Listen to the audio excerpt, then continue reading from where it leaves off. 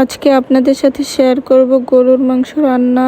আমার হাতের গরুর মাংস রান্না স্পেশালি অনেক বেশি মজা হয়। যেই খায় সবাই অনেক প্রশংসা করে, তাই আমি আপনাদের সাথেও শেয়ার করতেছি।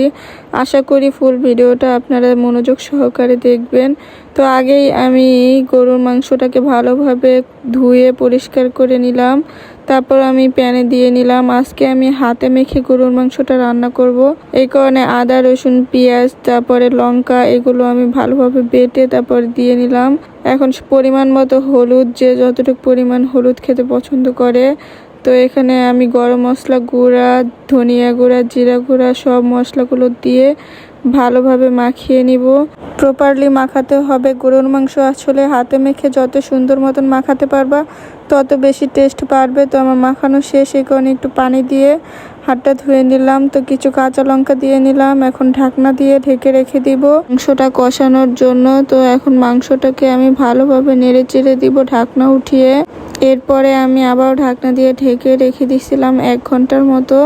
এখন আমি কিছু রসুন দিচ্ছি। আসলে গরুর মাংসের মধ্যে এরকম আস্ত রসুন খেতে কিন্তু অনেক বেশি মজা হয়।